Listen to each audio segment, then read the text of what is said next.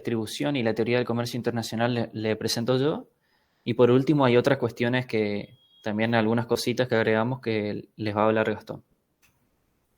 Bueno, en primer lugar, él era inversor, como estábamos hablando recién, y logró ganarse una fortuna porque se dedicó al mercado de valores e inmobiliario y después se retiró. Y ahí fue cuando comenzó a escribir.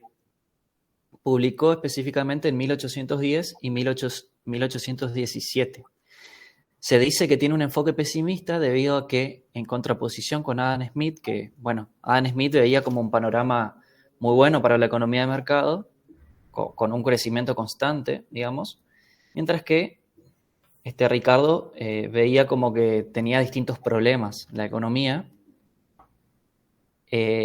o sea que los vamos a explicar enseguida y que son entendibles, digamos, debido al tiempo en el cual escribe.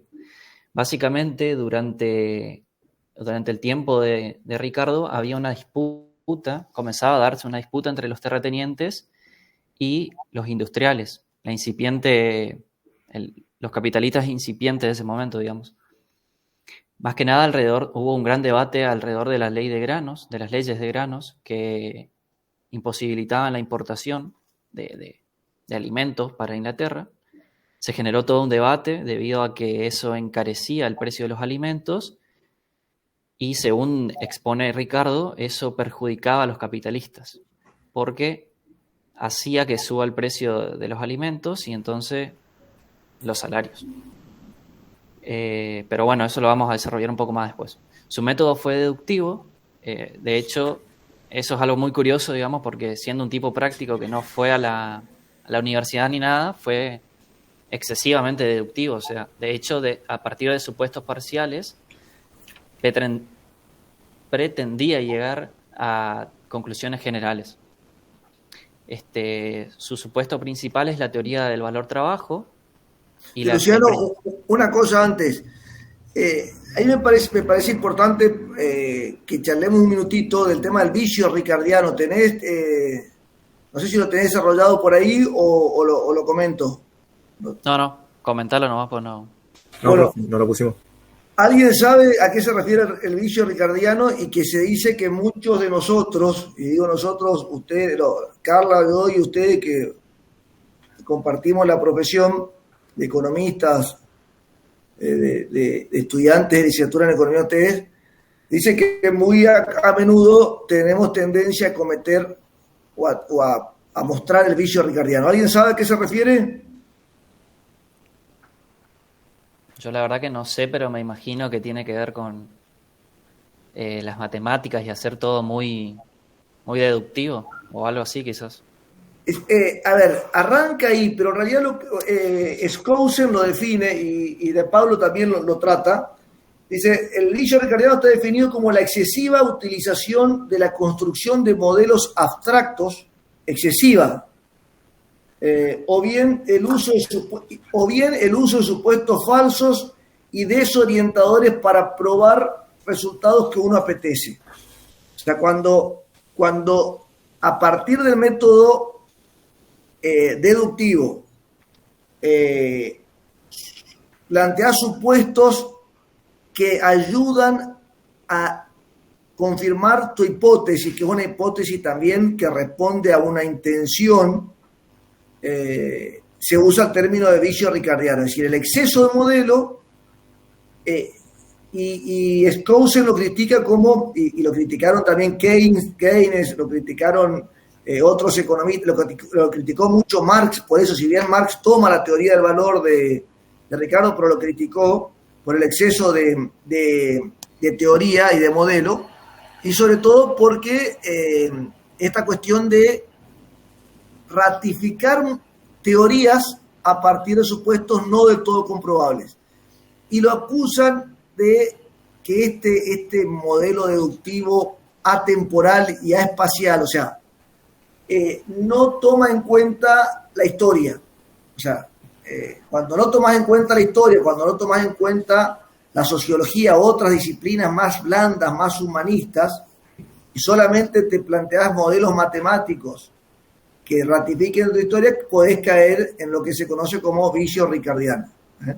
Así que incorporen, tenganlo en cuenta eso, que en alguna materia, seguramente en política económica o en macro 2 por ahí lo van a charlar o lo van a ver por ahí cuando vean algunos modelos que no recogen tan bien la realidad o no representan tan acabadamente la realidad económica de una región o de un país, ¿no?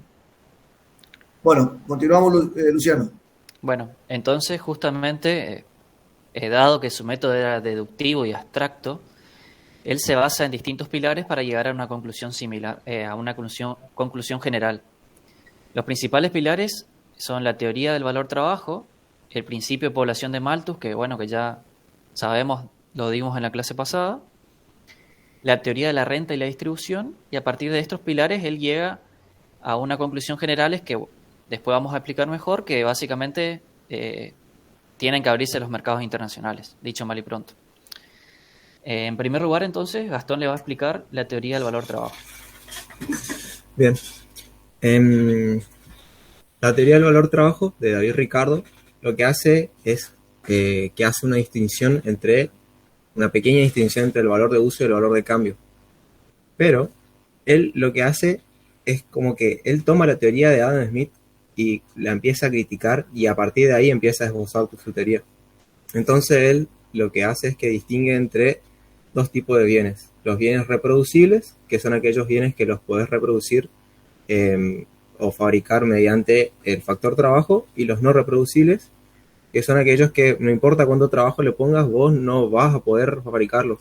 Y él, por ejemplo, da los casos de una pintura artística muy específica o de alguna escultura o de, por ejemplo, en esa época el vino, por ejemplo, que son cosechados en determinadas tierras con determinados tipos de uvas, y esos entonces vos no son reproducibles. Entonces él lo que hace es centrarse en los bienes reproducibles, que son los que digamos, en los que básicamente basa su teoría.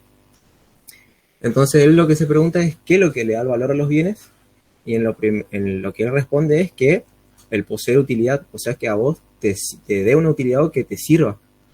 Entonces dice que si una mercancía no fuera útil en absoluto, es decir, que si no pudiera contribuir a nuestra satisfacción, carecería de valor de cambio. Así empieza por los bienes reproducibles y toma el trabajo como medida y como causa del valor de cambio. O sea, toma como que la utilidad como una condición necesaria, y la medida, o sea, cómo medís el valor de algo es el trabajo, o sea, cuánto trabajo vos le pongas.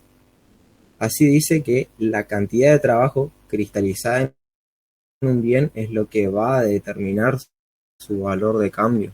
Es, por así decirlo, después Marx va a agarrar y se va a agarrar un poco de esta teoría y va también a también elaborar su teoría del valor trabajo. Y no se queda ahí, Ricardo, y diferencia entre los empresarios. Por ejemplo, como sabemos, hay empresarios que tienen más capital o más o menos tierras o mejores tierras.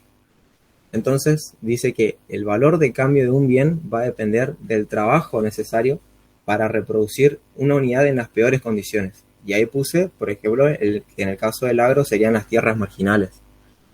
¿Qué serían las tierras marginales? Serían las tierras más infértiles, las peores tierras para cosechar.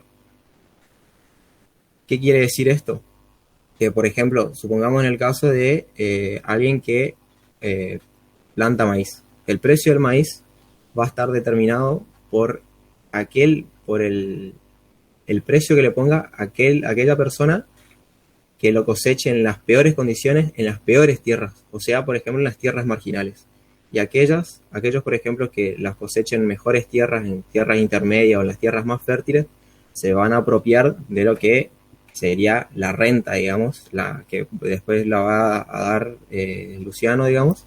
Esa diferencia va entre aquel que lo fabrica entre las mejores condiciones y las peores condiciones van a ser la renta. Y no se queda ahí, sino que también habla sobre el capital. O sea que él dice que Ricardo dice que el capital es el fruto del trabajo anterior, o también lo dice como el trabajo mediato. Entonces, el valor de cambio de un bien o de la cosa va a ser el trabajo inmediato que vos le hayas puesto en ese bien, más el trabajo inmediato o el capital. Y dice que este capital es beneficioso para el terrateniente porque él lo que empieza a descubrir es que la tierra tiene una productividad, que por ejemplo había otros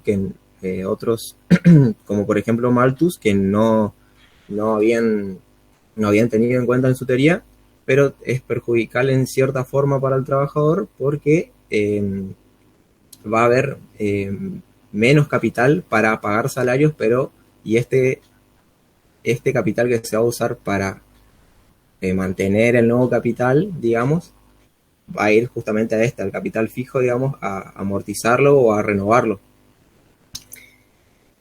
Bien, ahora vamos a seguir con la teoría de la distribución.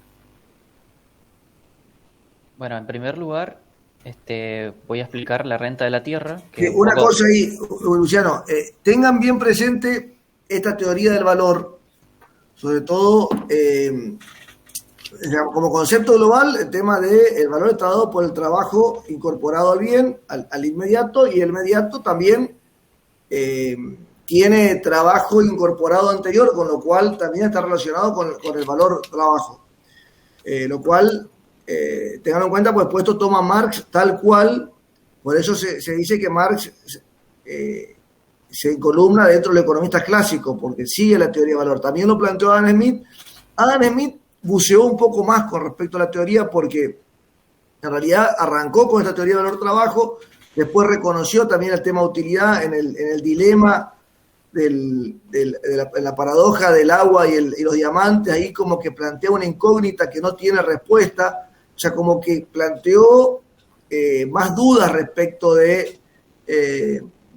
no fue tan contundente con la teoría del valor como sí lo fue David Ricardo. Por eso Marx lo levanta o lo exalta más, que fue quien nombró, Marx fue quien puso el nombre de economistas clásicos a todo el grupo de economistas de fines del siglo XVIII y siglo XIX, y principios del siglo XIX, pero lo exalta más a David Ricardo.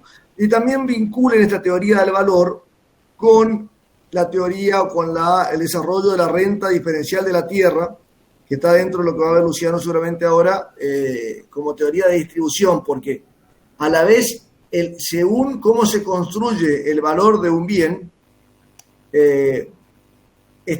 implícitamente estás planteando cómo se distribuye la renta, o sea, es una política distributiva. Y tengan en cuenta que qué pensaba Adam Smith en su pensamiento de la ley natural. ¿Qué decía Adam Smith respecto a la distribución? Dependía de la naturaleza. O sea, si en general no se metió mucho a Adam Smith, y eso es lo que los liberales rescatan de Smith y lo critican a Ricardo. Adam Smith no se metió mucho en la distribución porque le aplicaba leyes naturales.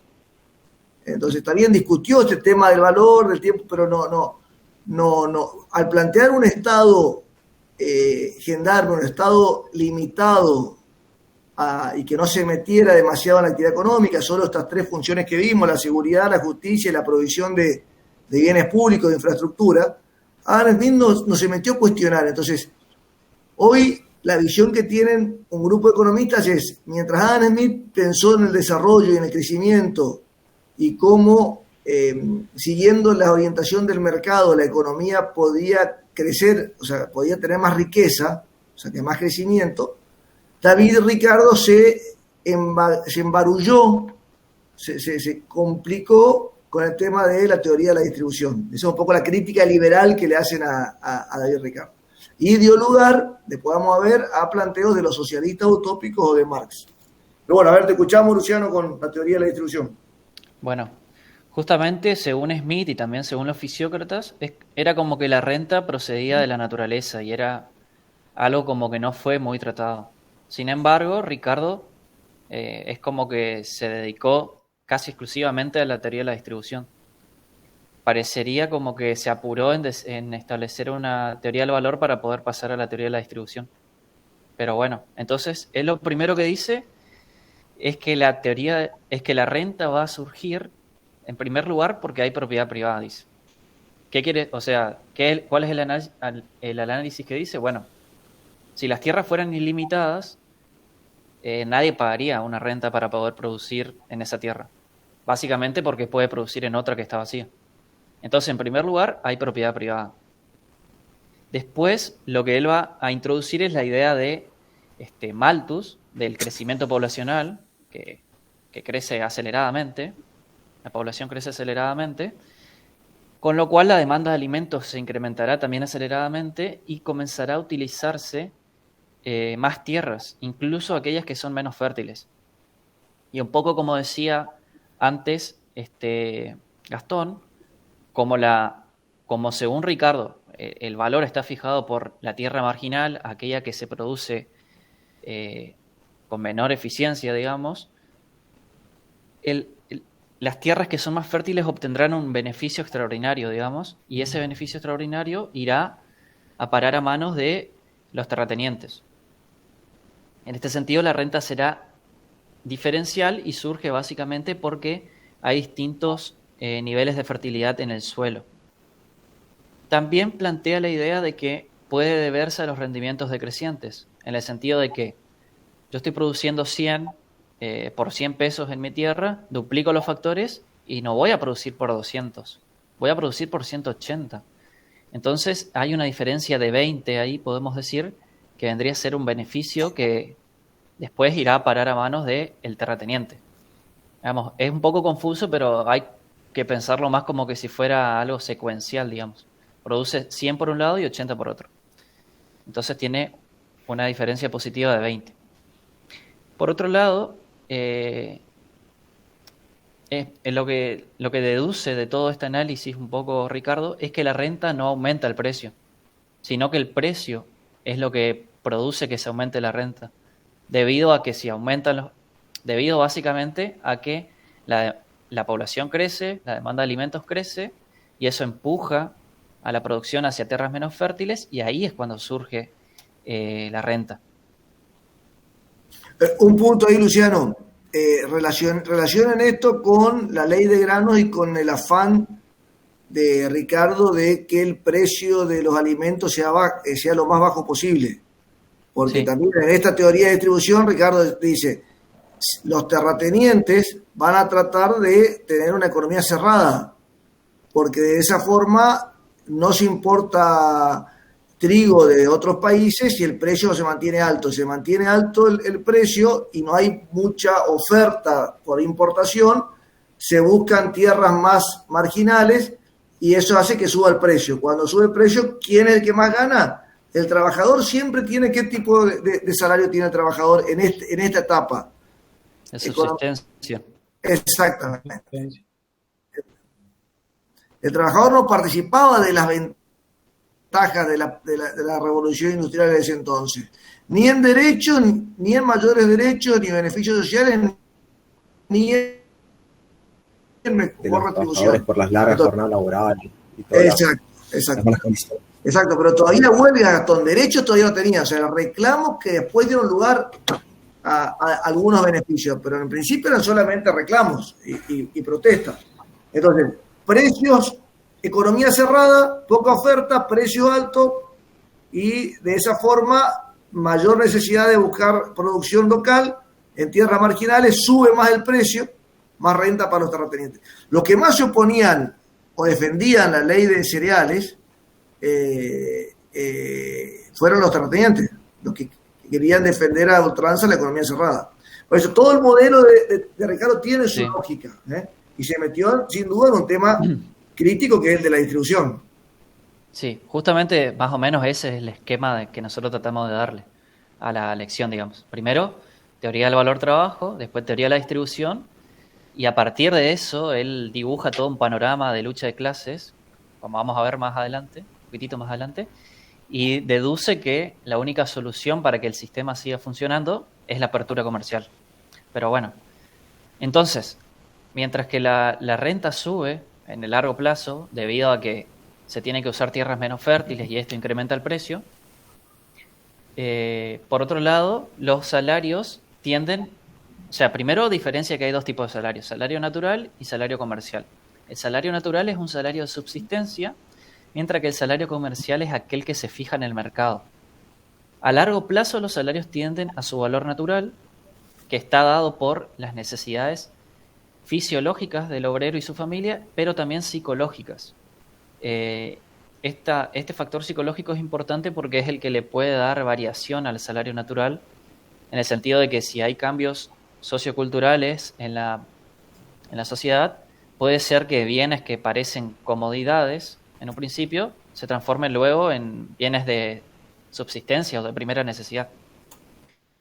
Después dice, bueno, el salario a largo plazo tiende al natural. ¿Y por qué pasa esto? Pasa esto porque si el salario comercial es mayor, esto se promueve el crecimiento poblacional y en consecuencia más temprano que tarde va a haber un incremento de la oferta laboral y esto hace que baje, digamos, el salario. Por otro lado, si el salario comercial fuera más bajo que el salario natural, va a pasar lo contrario. Básicamente va a disminuir la natalidad, pero también va a aumentar la mortalidad porque si el salario no le alcanza ni para la subsistencia, algunas personas quizá mueran. Y entonces se va a establecer otra vez un equilibrio. Digamos que es como que siempre va a oscilar en torno a el salario natural. Dado que los obreros deben subsistir y los alimentos aumentan con el tiempo, como por lo que ya explicamos antes, el salario nominal debe subir. Pero sin embargo, esto no significa que la situación de los trabajadores mejore. Esto significa solamente que se compensa la suba de precios, o sea que el salario real va a seguir siendo el mismo. Entonces tenemos hasta acá dos tendencias. La renta sube, los salarios nominales suben, aunque no los reales. Y ahora vamos a ver los beneficios. En primer lugar, algo que hay que decir es que lo que son los intereses del capital y lo que son las utilidades del empresario. Como que mete todo dentro de los beneficios. Luego propone que los capitalistas se encuentran en conflicto con los asalariados y con los terratenientes. Con los asalariados porque una parte de los ingresos que obtiene por ventas tiene que ir a los asalariados y la otra parte, después de costos, por decirlo de un modo, son los que le quedan para beneficio. Entonces está en conflicto porque, como dije antes, los salarios nominales tienden a subir y por lo tanto los beneficios tenderían a bajar en el largo plazo. Pero también dije antes que los salarios reales no cambiaban. Dice Ricardo, los únicos beneficiarios reales de esta situación son los terratenientes. Y encima, dice Ricardo, ganan esto sin trabajar, simplemente por ser dueños de la tierra, no hacen nada. Lo que va a suceder entonces es que va a llegar un momento en el cual ya no va a ser rentable invertir y entonces el panorama, digamos, que es desolador y por eso se lo pone entre los pesimistas a Ricardo. La solución que él va a proponer va a ser la apertura comercial que permitirá abaratar los precios de los alimentos y por lo tanto disminuir los salarios nominales, lo cual va a hacer que una parte de los ingresos pueda efectivamente transformarse en beneficio de los empresarios. Sin embargo, toda esta cuestión entra en conflicto con los terratenientes, que luego van a impulsar incluso la ley de granos. Ellos impulsan. Bueno, ahora yendo un poco más a la teoría del comercio internacional, que... Una cosa antes, Luciano, ahí, y pregunta para todos. ¿Cómo se consideraba la tecnología en ese modelo, en esa teoría de Ricardo? Con el tema de la renta diferencial de la tierra y demás. ¿Constante? Exacto. Sí, eso es muy... No lo nombré, pero es muy importante tener en cuenta que digamos, distintas falencias o fallas de la teoría de Ricardo, entre ellas está esta justamente, Claro. que considera, bueno, nosotros íbamos a nombrarlo al final, pero considera que únicamente la industria aumenta su productividad y invierte, no, y el agro es como que está estancado, según él. Claro, en realidad yo digo, si vos haces una analogía de la teoría de la renta diferencial de la tierra, Ricardo, y lo considerás con los loteos, por ejemplo, hoy, hagan un ejercicio de ver al que le gusta y hagámosle un homenaje a Ricardo, que fue un buen operador bursátil y de negocio y ganó mucha guita, así, un emprendimiento inmobiliario de loteo. El valor de un loteo en una zona cercana a una gran ciudad, que sea a Buenos Aires, o en una zona lejana, vos tenés, digamos, diferenciado la renta que te dan los lotes. O sea, hay elementos que podés incorporar. Si bien acá estamos hablando de producción y no de inversión inmobiliaria, ¿no? Pero cuando hablamos justamente de producción agrícola, un punto es, toda esta teoría, es cierto lo que dice, si el mercado es transparente, pues también esa otra cuestión, plantea un precio, una economía competitiva, porque el precio del producto era el mismo para un commodity. Aparte el trigo era un commodity, con lo cual era lo mismo producirlo en tierras, la tonelada de trigo, el precio era el mismo en unas tierras marginales que en unas tierras centrales, donde el terrateniente de la tierra central ganaba mucho más. Pero lo que no incorpora acá es el tema de el avance la tecnología aplicada al agro, que permite mejorar la productividad. O sea, ahí sí hay una limitante, que quizás en el mismo modelo de la renta diferencial de la tierra, incorporando tecnologías crecientes, el análisis, las conclusiones evidentemente van a ser otras. Pero digo, no invalida, nada más que ubiquémoslo en ese contexto y tengamos en cuenta ese supuesto. Pepe, tampoco Sí. me parece que tampoco tiene en cuenta que cuando aumenta el salario de los trabajadores también aumenta su productividad.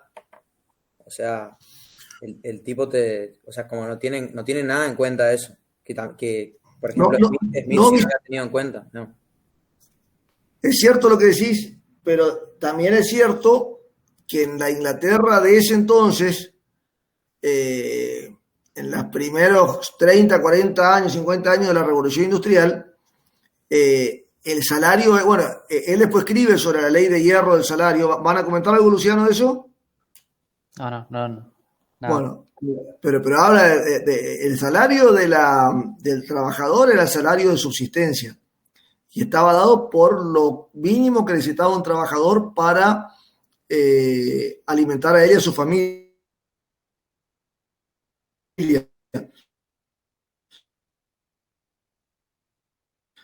Entonces no había toda una política como hoy la vemos, o sea, está bueno, pero ni siquiera los trabajadores tenían derechos laborales, o sea, no tenían ni vacaciones, ni enfermedad, ni hablar de obra social, ni hablar de jornadas laborales acotadas. O sea, las jornadas laborales después empezaron a ser reguladas justamente por influencia y en eso Inglaterra fue creo que el rol de Ricardo en eso también fue importante, porque Inglaterra fue pionera en eso y logró ser potencia gracias a ir incorporando alguna serie de apertura de la economía y algunas cuestiones en la Cámara la composición del Parlamento inglés con la Cámara de los Lores y de los Comunes hizo que, si bien fuera una monarquía, fíjense que en Inglaterra no hubo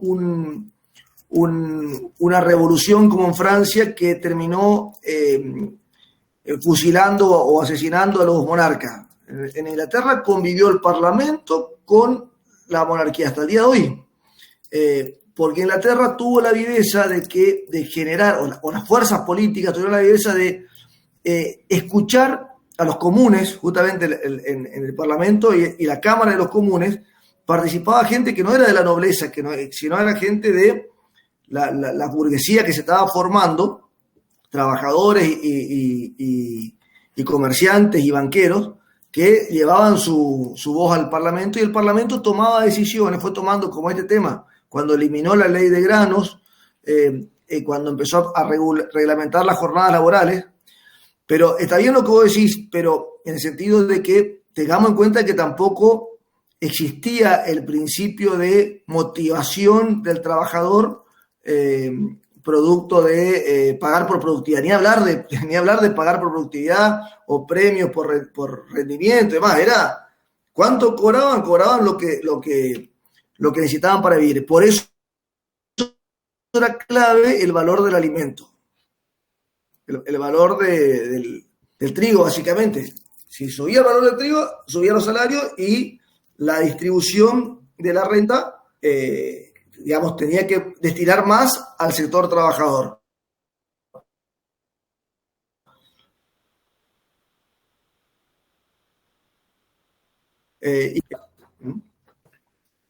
Sigamos, Luciano. Bueno, entonces, como para darle un cierre a todo el análisis que hace Ricardo, bueno, él parte de la teoría del valor trabajo, después establece que la renta va a incrementarse con el tiempo, establece que los salarios nominales también, todo ello por el incremento demográfico y el incremento de los precios de los alimentos, y establece también que los beneficios caerán en el largo plazo. Por lo tanto, dice que la única solución sería la apertura comercial, que va a permitir importar alimentos más baratos y por lo tanto bajar los salarios y aumentar así los beneficios, digamos. Lo que va a posibilitar que se siga invirtiendo, porque si no, no habría incentivos. Después, plantea una teoría del comercio internacional. En primer lugar, dice que mediante esta se mejorará el bienestar global de las naciones. Pensemos en 2 naciones, digamos. Todavía en la anterior. Uh-huh. El capital y el trabajo se invertirán en aquellos empleos que sean más eficientes en ambos países, gracias a la apertura comercial. Se incrementarán las utilidades empresariales, ya que los alimentos serán más baratos, podrán importarse alimentos más baratos, y se dará la división internacional del trabajo. Anteriormente, Smith ya había planteado una idea de comercio internacional, pero basada en las ventajas absolutas. En este sentido, Ricardo plantea que no basta con mirar las ventajas absolutas, sino que hay que fijarse en las ventajas comparativas. Y en este sentido, cada país debía producir aquello que le sale relativamente más barato. Pasemos en la otra filmina, yo busqué un ejemplo. Por ejemplo, podemos suponer 2 países, el país A y el país B. ¿Podés agrandar la pantalla? Bueno, el país A, digamos, la producción puede ser trigo o puede ser tela. Y vemos que el país A es más eficiente, tiene ventaja absoluta en la producción de los 2 bienes. Puede producir o 150 de trigo o 120 de tela. Mientras que el país B puede producir únicamente 100 de trigo o 30 de tela. Entonces, dice Ricardo, hay que fijarse en las teorías comparativas. Tenemos que ver los costos comparativos. En este sentido, lo que tendríamos que ver es cuánto le sale la producción de un bien en términos del otro bien. Lo que en los modelos más modernos se llama tasa de transformación y la frontera de posibilidad de producción. Exacto. Por ejemplo, en el país A tenemos que tiene una tasa de transformación de 1.25, en el sentido de que tiene que sacrificar 1.25 unidades de trigo para producir una unidad de tela. Mientras que el país B tiene que renunciar a 3,33 unidades de trigo para producir una de tela. Vemos que al país A le sale claramente más barato producir tela porque tiene que renunciar únicamente a 1,25 unidades de trigo. Por lo tanto, lo que plantea Ricardo es que debían especializarse. Teniendo en cuenta esto, cada país debía especializarse. El país A debía producir únicamente tela y el país B únicamente trigo. Y luego intercambiarían entre ellos. Podemos notar el beneficio que obtiene yo únicamente lo hice para el país A. Podemos notar el beneficio que obtiene de especializarse debido a que se expande su frontera de posibilidades de producción. Porque si el país produce 120 de tela, puede intercambiarlo con el otro país, con el país B, que produce trigo, pero a una tasa mejor, a una tasa que podrá llegar a ser del 3,33 versus la del 1,25. Los términos de intercambio se van a fijar entre estos 2 puntos, digamos. Pero evidentemente al país A le va a convenir producir tela y intercambiarlas con el otro país, ya que va a poder intercambiarlas una unidad de tela por no por 1,25 unidades de trigo, sino que por 3,33 o menos. Y básicamente Bien, es eso. sí, muy bien. Ricardo hace el análisis más básico, porque este aporte ya es un aporte digamos que creo que no sé si lo planteó Samuelson o posterior. A Ricardo hace un análisis con vinos y paños, o tela, vinos y hace la comparación entre Inglaterra y Portugal. Pero en lugar de plantear costos o unidades producidas, dice la cantidad de trabajadores que necesita. O sea, el mismo análisis, pero lo que trató Ricardo de desmitificar es el principio que ya estaba bastante tirado por tierra mercantilista de que el comercio internacional era un fenómeno de suma cero. O sea, eso con Smith y con la fisiocracia ya había dejado un poco de estar en el tapete, pero lo que planteaban lo novedoso es no solo esto de las ventajas comparativas, no solo es bueno para el país, sino es bueno para el comercio mundial y para la economía mundial, el intercambio y la especialización en lo que son mejor. Y bueno, está en el libro de Skousen, está el análisis, pero con cantidad de trabajadores destinados a producir vino y paño. Y ponía el ejemplo, Portugal producía una unidad de paño y de vino con 25 trabajadores en cada actividad. E Inglaterra con 50 paño y con 200 para hacer una unidad de vino. Pero dice, ¿qué pasa si Portugal se especializa en hacer vino y los 25 que hacían paños pasan a hacer vino, y Inglaterra se especializa en paño, y de los 200 que hacían vino pasan 100 a hacer paño? La suma total es que en el momento A ambos países producían 4 unidades totales de vino y paño, y con ese intercambio la suma de los países pasaba a producir 5,5 unidades de producto entre los dos. Es decir, crecía el producto mundial, producto de la especialización y el intercambio. Digamos, fue un aporte, la verdad, que muy, muy, muy interesante, si bien es un análisis deductivo, que parte de supuestos simplificadores, o sea, todas estas críticas que por ahí le hacen, pero la verdad que de este aspecto es un legado que hasta el día de hoy, Carla, en internacional se sigue viendo un poco esto, ¿no? Sí, son los primeros temas cuando empezamos a desarrollar las razones por las cuales los países comercian. Empezamos con Adam Smith y luego vamos a David Ricardo. Bien. Y un poco como aporte, Carla, posterior a esto, obviamente hubieron teorías mucho más más actualizadas, que reflejan mejor la realidad, ¿no? Pero sigue siendo válido este supuesto hoy día. Sigue siendo válido. Lo que se va haciendo es por ahí levantando un poco más de supuestos, de no dejarlo solamente limitado a un factor o analizar solamente el comercio entre dos países, sino que también ya se empieza a ver combinaciones de distintos productos, porque acá estás hablando de que no solamente se excluye es un análisis entre dos países, sino que estamos haciendo referencia a que un país se especializa totalmente en la producción de ese bien y que no puede producir otro bien. Después ya comenzamos a ver cómo se pueden dar distintas combinaciones de bienes en un mismo país, y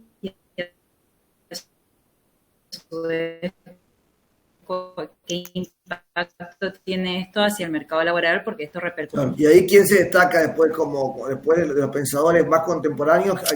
¿Quiénes son los que más aportes hicieron o abonaron esta teoría? Y después de esta teoría, la fundamental, la que es la base, digamos, de economía internacional, es el modelo de Herschel-Nollin. Y de ahí se van levantando también supuestos.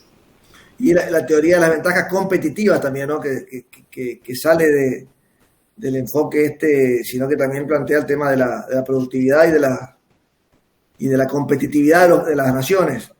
Sí, diferencia de productividad, y cómo eso también impacta en diferencias salariales que en definitiva tienden los países a igualar.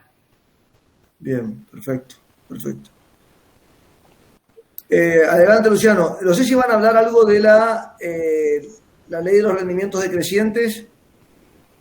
Específicamente no, yo lo dejé como, lo puse en la teoría de la renta, Bien. como, no específicamente, pero Bueno, pues antes de terminar repasamos un poco eso, pues un aporte también perdurable y muy importante también, ¿no? Que hasta el día de hoy en microeconomía también bajo determinados supuestos sigue siendo válido, digamos, ¿no?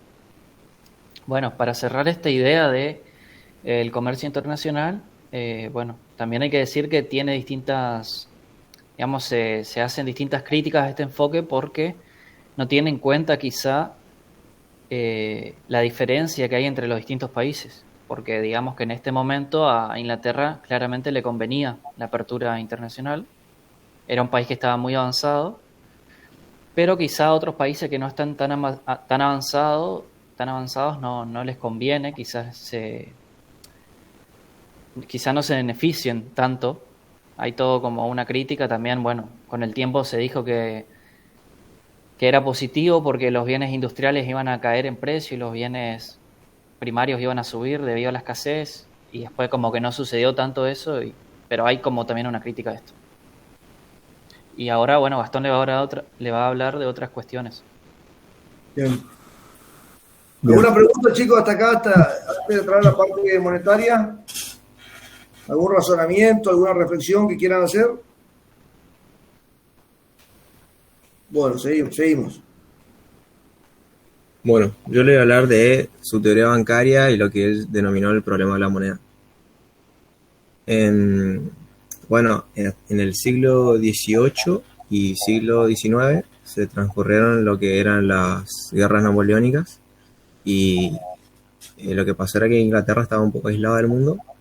Entonces, lo que pasó en 1797 es que las reservas de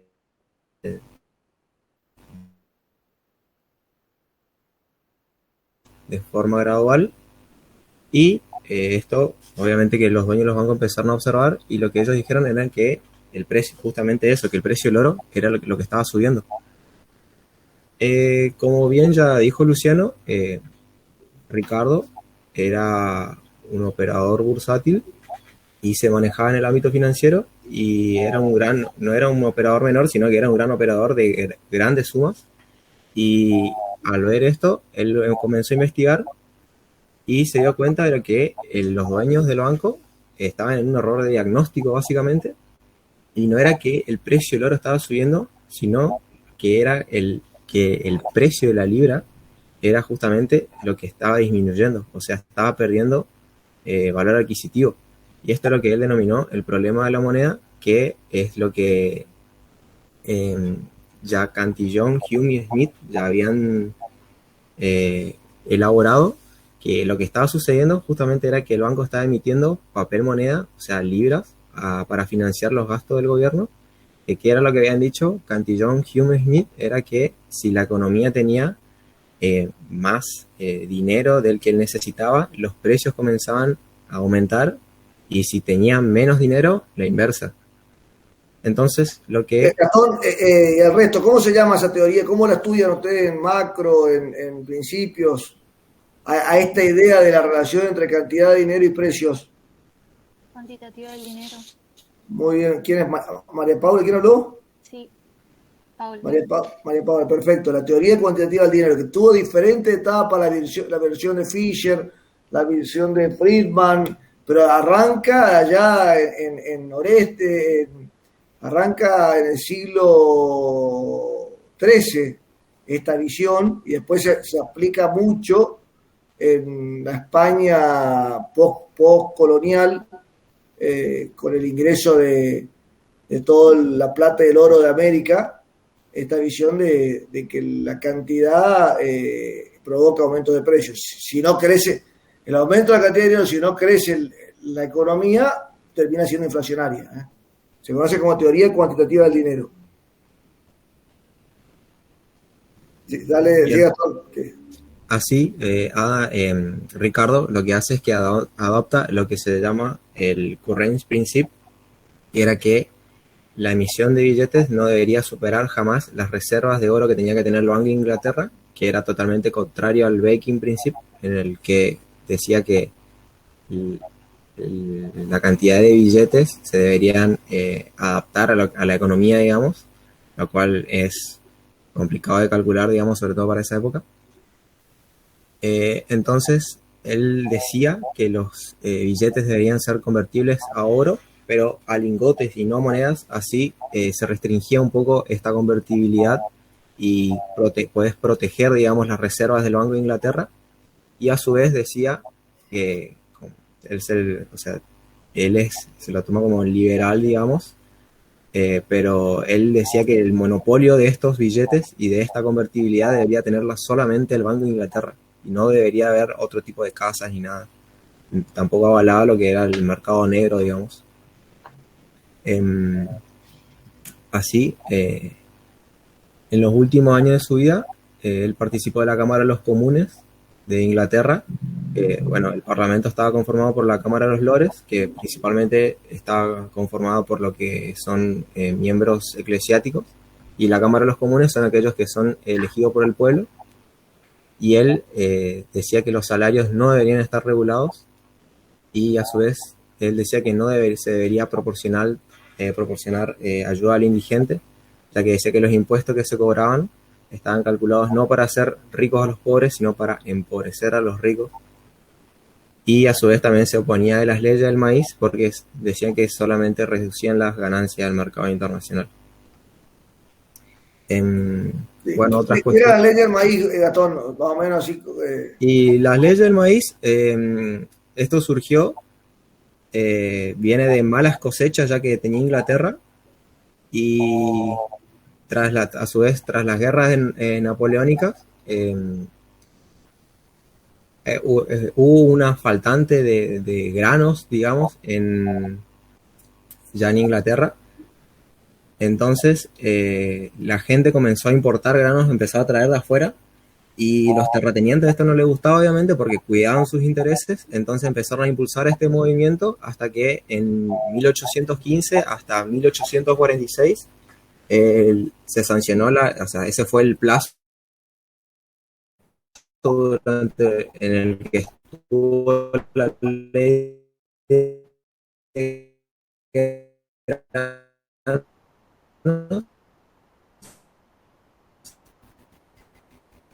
y era para que no se pudiera importar granos a Inglaterra.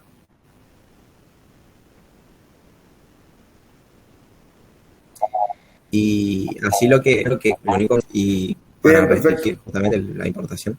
Y aunque Ricardo era una de las leyes, él era un terrateniente. Pregunta con la bolsa a esa altura. ¿Viste? Pasa mucho eso.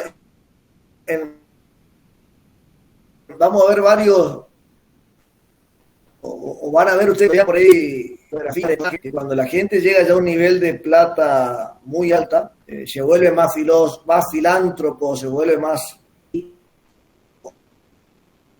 no sé si es que octubre y demás. Yo creo que es lo mismo si le querían regular el mercado de bonos y acciones en la época que estaba ganando plata. En la época de trader, no creo que hubiese querido sancionar una ley que vaya contra sus intereses, pero en esta instancia ya, y entendiendo muy bien el funcionamiento de los precios y no la teoría del valor en cuanto al valor trabajo, pero sí a que los precios están muy marcados o son el elemento clave para el salario de los trabajadores.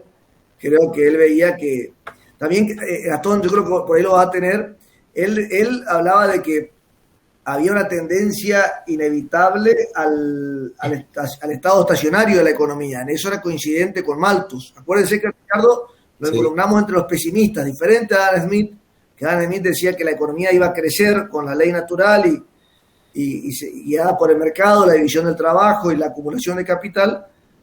Ricardo, siendo el segundo liberal en importancia después de Smith, él era pesimista porque decía que esta tendencia a la suba del precio de los alimentos y que encarecía el salario, iba a desalentar a los capitalistas a invertir y se iba a atender al estado estacionario. O sea, los terratenientes iban a ganar cada vez más, pero los capitalistas no iban a querer invertir. Haciendo esta división, recuerden que por ahí nosotros asociamos lo mismo terrateniente que capitalista, no es lo mismo, ¿eh? El capitalista es el que arriesga produciendo y el terrateniente es el que tiene solamente la tierra y gana por tener la tierra. O sea, el terrateniente es más ocioso que el capitalista. Entonces, lo que decía Ricardo, el temor de Ricardo, que eso coincidía por ahí con Malthus, era a caer en el estado estacionario. Entonces, ¿cómo salir del estado estacionario? Abrir la economía. Uno de los factores es abrir la economía. ¿No, Gastón? Sí. Otra cosa que por ejemplo cuentan los libros así medio particulares, que él mantuvo una muy buena amistad con Malthus, que si bien Malthus fue el primer economista, digamos, Malthus como que se enfocaba en cosas más prácticas. Por ejemplo, él estaba preocupado en cuánto era el alimento, básicamente era que se preguntaba. ¿Cuánto se iba a terminar la cantidad de alimento para las poblaciones futuras, digamos? Y Ricardo, que nunca tuvo una educación formal, por así decirlo, en economía, se abocó a temas más teóricos, como por ejemplo digamos, del comercio internacional, de la teoría del valor, digamos. Y dicen que hasta último tiempo mantuvieron relación, digamos, entre Malthus y Ricardo. Sí, era él y con el padre de John Stuart Mill, que vamos a ver la próxima clase, que también fue un economista, no tan destacado como el hijo, pero eran muy amigos los tres. Bueno, entonces, a ver, haciendo un resumen y para el resto, ¿ustedes hasta ahí llegaron, Luciano, Gastón? ¿Hay algo más que quieran? Otra cosa que me acuerdo que había dicho, que Ricardo le critica a Malthus, que no sé si se acuerdan que él había dicho que en 25 años, Malthus había dicho que en 25 años la población de Inglaterra se iba a duplicar, pero Ricardo le contesta, como que le replica, que si en las mismas condiciones favorables la población de Inglaterra se puede duplicar, o sea, en tales condiciones el capital del país podría duplicarse, pero en un periodo incluso más corto. O sea, él ya empieza a tener en cuenta la productividad, digamos, en ese caso tiene en cuenta ya la productividad del capital, de la industria, digamos, que es algo que Malthus nunca tuvo en cuenta. Bien. Sí, Luciano. No, iba a decir que nosotros llegamos hasta acá, pero si quieren podemos ver otras cosas que no están en el Power y todo, y no hablamos, son las quejas por ahí o los reclamos que se hacen en la teoría de algunas cositas. Lo que otros ponían como críticas, digamos. Como críticas y todo eso. Vayan razonando. También me gustaría compartir dos o tres definiciones de Ricardo de algunos de los libros. Skousen, que como le dije, Mark Skousen, que es un historiador muy liberal, lo define a Ricardo como, dice, el eminente economista británico Ricardo es conocido por muchas cosas. Fue el economista más rico de todos los tiempos, fue el amigo fraternal de Malthus, promovió el comercio libre, la moneda sólida, formuló la ley de ventaja comparativa. Fíjense, tres instituciones. Moneda sólida, encolumnándose detrás de la teoría de la ventaja comparativa. Si bien no fue el fundador, digamos, de esta teoría, no fue quien primero lo planteó, pero sí abordó aspectos interesantes. El libre comercio, claramente, con todo un argumento, como ya lo plantearon los chicos, que arranca con la teoría del valor, pasa por la distribución y termina como solución la apertura de la economía. Y dice la ley de ventaja comparativa y otros sanos principios de economía política clásica. Y cita Skousen una frase de Jevons. Jevons fue uno de los padres del marginalismo. Jevons fue un economista que aportó en forma significativa a la visión correcta actual de la teoría del valor, que es la teoría subjetiva del valor. y que de alguna forma los marginalistas vienen a solucionar el tema del dilema de Smith del agua y el diamante. Fíjense lo que planteado Jevon sobre Ricardo. Dice, hombre capaz pero equivocado. David Ricardo desvió el curso de la ciencia económica por una senda errónea. Una senda, no obstante, por la que fue impulsada todavía más hacia la confusión. Por un hombre también capaz y equivocado que era un gran admirador suyo, Joan Stuart Mill. Nosotros la clase próxima vamos a ver Bentham y Mill. Mill es el más, el más liberal de los socialistas o el más socialista de los liberales. Es decir, cierra la escuela clásica e incorpora, trabaja mucho sobre la teoría de la distribución. Pero fíjense que Jevon le atribuye a Ricardo la responsabilidad de haber fomentado en Joan Stuart Mill, que era el hijo de James Mill, amigo de Ricardo, todo su desarrollo sobre la distribución. La realidad, más allá de lo que piensen los economistas más críticos a alguna postura, ¿cuál es la realidad de la época que de alguna forma fue tamizando el pensamiento de estos economistas? La realidad es que la revolución industrial, la revolución política y las libertades del hombre y las leyes naturales generaron un capitalismo sumamente exitoso en términos productivos, pero con una altísima deuda social. O sea, esa es la realidad. O sea, la economía empezó a crecer como nunca, se generaron un sector social nuevo que es el capitalista o el burgués, dicho por Marx, o por los socialistas, que empezaron a acumular capital y a ganar mucha plata, pero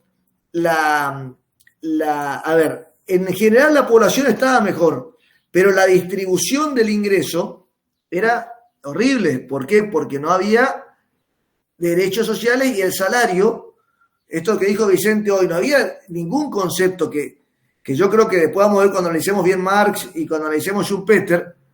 Una de las cosas que Marx nos previó es que los trabajadores iban a empezar a participar en las ganancias. O sea, la profecía de Marx de que el socialismo iba a expandirse por todo el mundo y que se iba a dar la revolución del proletariado, no se dio en parte porque el capitalismo en sí empezó a incorporar a los trabajadores a las bondades. Entonces, un trabajador comprometido y eficiente empezó a mejorar su calidad de vida, no ganaba solo para subsistencia, sino empezó a tener intereses parecidos o comunes o en línea con los del capitalista, por lo cual pasó a ser defensores acérrimos del sistema. Entonces, a partir de ahí se corta esa revolución que planteaba Marx. Pero bueno, Ricardo, en realidad, yo creo que más allá de esta crítica, lo que lee y lo que interpreta es que había un descontento social muy grande y que había una concentración muy fuerte en una clase, en un sector económico de terratenientes que bueno, algunos los fisiócratas lo plantearon como una clase que en realidad no era productiva, simplemente por tener la tierra recibía su ingreso. Y el último aporte que me gustaría hacer, y después vamos, Luciano, con lo que quiero aportar, este tema quiero reiterar el tema del método, del aporte de Ricardo en cuanto al método. El método deductivo abstracto, que se usó mucho en economía, después vamos a ver cuando vamos a los socialistas, o cuando vamos al historicismo alemán, el método inductivo histórico, como contraposición y algunos dilemas que se arman, pero Ricardo fue quizás el economista más importante en cuanto a incorporar esta modelización de la economía. Y acá me gustaría por ahí leer también dice, desvió el curso de la teoría económica por una senda distinta, creó un nuevo modo de reflexión y en lugar de hacer... esto es una crítica. Lo del vicio ricardiano me gustaría comentarle. El economista y financiero que era Ricardo tuvo el destacado don del razonamiento abstracto, al desarrollar un modelo abstracto sencillo en el que estaban implicadas un escaso número de variables. al desarrollar un modelo abstracto sencillo en el que estaban implicadas un escaso número de variables que, tras una serie de manipulaciones, producían conclusiones eficaces. Este enfoque, basado en la construcción de modelos, ha sido adoptado por muchos de los economistas más eminentes del siglo XX, incluidos John Keynes, Paul Samuelson, Milton Friedman, y es lo que ha llevado entre ellos a popularizar la econometría. O sea, en algún punto, esta idea sin todo el instrumental tan duro de la econometría lo planteó Ricardo. Recuerden lo del bicho ricardiano, reitero, porque lo van a ver por ahí capaz, inclusive con Matías en econometría, puede ser que lo charlen. Y por último, la reflexión que me gustaría comentarles es cómo lo critican y los liberales lo separan de Smith, porque dicen, llevó a la economía un modo de reflexión, a la ciencia, a la incipiente ciencia económica. Recordemos que recién acá empiezan a surgir el estudio de la economía como ciencia independiente de la ética, de la lógica, de la política. Dice, creó un nuevo modo de reflexión y en lugar de hacerlo por la línea del crecimiento económico armonioso, como lo había marcado Adam Smith, lo dirigió por el modelo de la distribución antagónica, en el que los trabajadores, los terratenientes y los capitalistas luchan por las porciones de tarta de la economía. Marx y los socialistas explotaron el sistema de hostilidad y antagonismo de Ricardo al máximo. El modelo de Smith se centraba en cómo puede la economía crecer, mientras que el modelo de Ricardo subraya la división de la economía entre distintos grupos o clases antagónicos. Ricardo subrayaba el conflicto de clases en lugar de la armonía natural de intereses de Smith. Yo no creo que sea tan así. Lo leo porque me parece como que una crítica durísima. Yo no creo que el foco del modelo de Smith estaba en marcar solamente el antagonismo, que de hecho existía. Yo entiendo que lo primordial de él, no sé ustedes que prepararon también la clase, fue eliminar la ley de granos y impulsar el comercio internacional. Me parece que ese fue su leitmotiv de todo el desarrollo. Y en ese proceso, como bien lo plantearon ustedes, chicos, él obviamente desarrolló la teoría de la renta, la teoría de la renta diferencial de la tierra, la ley de hierro de los salarios, que es esto de que los salarios se destinan, siempre están en el nivel de subsistencia, y la teoría del valor. Yo no creo que su objetivo haya sido polemizar, sino fue el fin de contribuir a superar el estado de estancamiento, el estado estacionario, y defender la apertura de la economía lo llevó a bucear estos temas de distribución. Luciano y Gastón, si quieren terminar con sus reflexiones, o Carla después. No, yo lo que había dicho antes, no tenemos más nada, digamos, pero que, digamos, no agregamos las críticas. Si quieren podemos ver las críticas que se hacen a las teorías de él. Dale. Sí, Luciano. No, bueno, por ejemplo, en la teoría del valor se critica que no tiene en cuenta la demanda, básicamente. O sea, el enfoque de Ricardo es únicamente el lado de la oferta y tiene en cuenta únicamente los costos, no tiene en cuenta la utilidad ni la valoración que pueden tener los consumidores de los bienes. Claro, Ricardo nunca tuvo en cuenta la utilidad marginal decreciente, por ejemplo. O sea, es como que para él es lo mismo un vaso de agua que 5 vasos de agua, digamos, que nunca tuvo en cuenta que al quinto capaz que ya te llenaste de agua.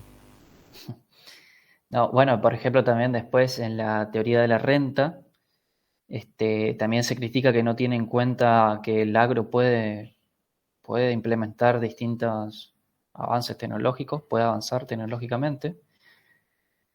También se le puede criticar que no tiene en cuenta que la renta también forma parte de los costos. O sea, por ejemplo, en los modelos más modernos, no hay posibilidades de beneficios extraordinarios, justamente porque si los habría, eso iría a parar a ese factor que tiene mayor productividad. En este caso sería la tierra. Te elevaría los costos marginales, digamos. Después, en el caso de... A ver, ¿qué otra crítica había? Bueno, en el caso del comercio internacional, esta crítica que dije antes de que quizá no tiene en cuenta el hecho de que los distintos países tienen distintos niveles de desarrollo y por lo tanto quizá a algunos no le convenga la apertura comercial tan indiscriminada. Y no sé qué otro más habría. Pensé que había más críticas, que no tengo más. Está bien, chicos. Retomo esto de las críticas que ustedes están haciendo, sobre todo para aquellos que todavía no tengan por ahí muy bien definido sobre qué quieren escribir en su trabajo, en su monografía. Pueden hacer este estudio a medida que vamos avanzando con las exposiciones, por ahí enfocarse en alguna crítica para poder ir haciendo las conexiones. Con el tema que expusieron hoy, hay algunos compañeros que ya van a tomar este tema, o sea, comercio internacional, esto tiene que aparecer en su monografía, o los que van a tomar la teoría del valor, acá hicieron también una mención a la diferencia entre teoría de valor y la teoría del uso. Y hay otro en particular que iba a enfocarse en David Ricardo, así que acá tiene también material. A los que todavía les queden por definir, o sea, insisto en esto porque nos quedan 2 semanas y cuando se den cuenta entre el parcial y el tema, algo van a dejar en el camino o van a definir un tema a las apuradas. Traten por ahí de enfocarse en eso. Si no saben bien qué quieren agarrar, por ahí tomen las críticas para ver qué aspecto por ahí falta desarrollar en uno para establecer la conexión con los que siguen. O aquellos que no eligieron un pensador y que eligen un tema y a partir de ahí hacer las conexiones, hay uno de los libros que está colgado en el Drive, que es el libro de White, El choque de ideas, que ese libro no se los recomiendo leer de entrada, sino una vez que ustedes ya van procesando los distintos temas. Porque ese libro, a través de los distintos capítulos, lo que va haciendo es se enfoca justamente en un tema y lo que va mostrando es cómo se van relacionando los diferentes autores, o sea, los va haciendo hablar a los autores entre sí, digamos. Entonces, los que van a tomar, los que eligen enfocarse en un tema, ya sea la teoría del valor o el comercio internacional o el tema ya sea las retribuciones a los factores o algo específico, digamos, pueden ir a ese libro una vez que eligen qué pensadores o cuáles van a ser el eje de su trabajo y pueden ir después ahí para ver cómo se van haciendo las distintas conexiones entre los autores, qué va desarrollando uno y qué toma el otro, digamos, qué aporte toma el otro para profundizarlos. Como vieron ahora en lo que expusieron sus compañeros, David Ricardo tiene mucho es como que hay un ida y vuelta por ahí para leerlo en conjunto con Malthus, porque se van contestando entre sí, digamos. Lo que uno por ahí deja inconcluso, el otro lo toma y elabora su teoría a partir de eso, o le da una respuesta, se podría decir. Hay libros también, digamos, que lo presentan en conjunto justamente con esta visión de ver cómo se van complementando uno a otro. Fueron muy amigos, como lo plantearon a lo largo durante mucho tiempo, pero tenían pensamientos contradictorios.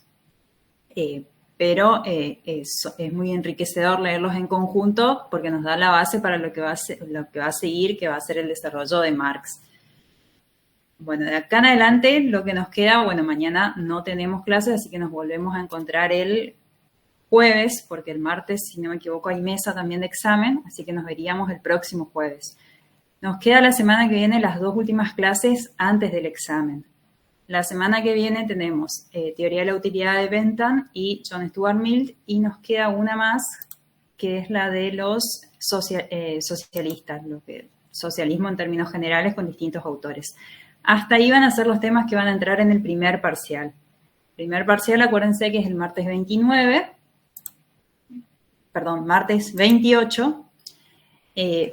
Lo que veníamos haciendo nosotros es que sea en el horario de clases. Profe. A ver, sí. Una consulta, ese día no había mesa de examen por los dos. El lunes 27 es la mesa. Ah, ok. Lunes mesa y martes queda libre. Sí, les repito, mañana no tenemos clases y pasamos al próximo jueves, porque martes hay mesas. Próximo jueves tenemos Bentham, Mill y el viernes tenemos socialistas. Hasta ahí van a ser los temas del primer parcial, o sea, tienen las primeras 4 unidades completas y la unidad 5 por la mitad porque Marx los vamos a pasar para después del parcial. Libros obligatorios, La riqueza de las naciones, que eso sí va a entrar porque está dentro de esta primera parte. Y después van a tener los distintos pensadores que fueron viendo. Todas las presentaciones van a estar colgadas en el aula. Por lo general, nosotros les comento cómo fue el año pasado y la idea es que más o menos siga la misma lógica. Todavía lo estamos terminando de armar, pero sería algo similar.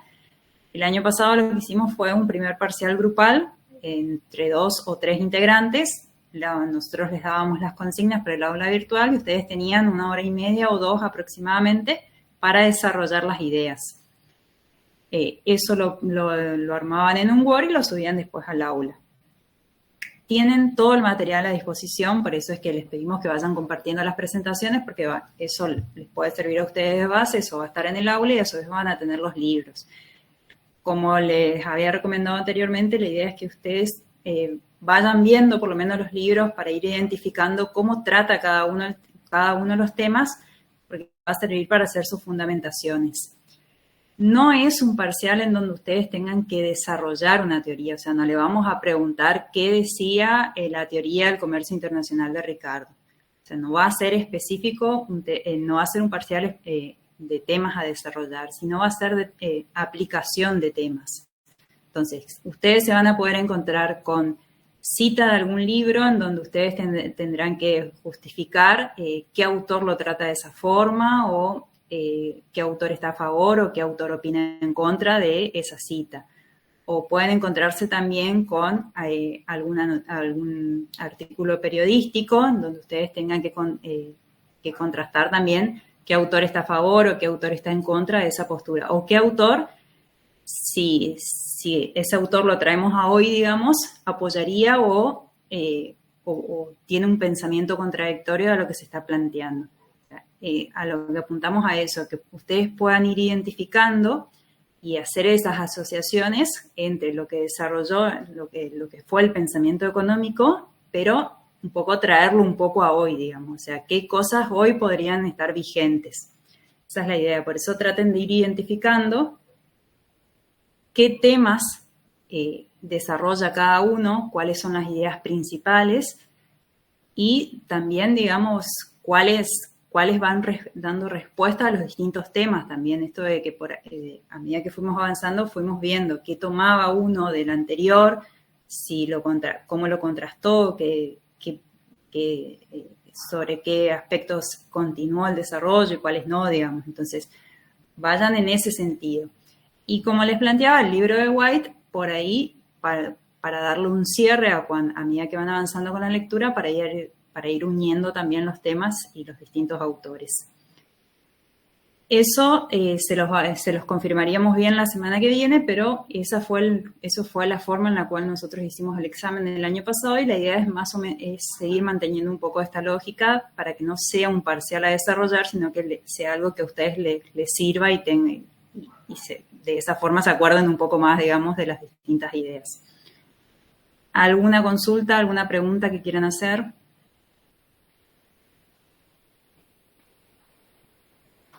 Bueno, no se olviden entonces de los temas de monografía, acuérdense eso, tienen tiempo hasta el 29 también es el parcial, y no se vayan quedando con la lectura, vayan identificando, haciendo notas de los distintos libros, qué aspectos pueden encontrar en uno o en otro. Nosotros fuimos un poco haciendo hincapié sobre cuáles desarrollan mejor ciertos temas.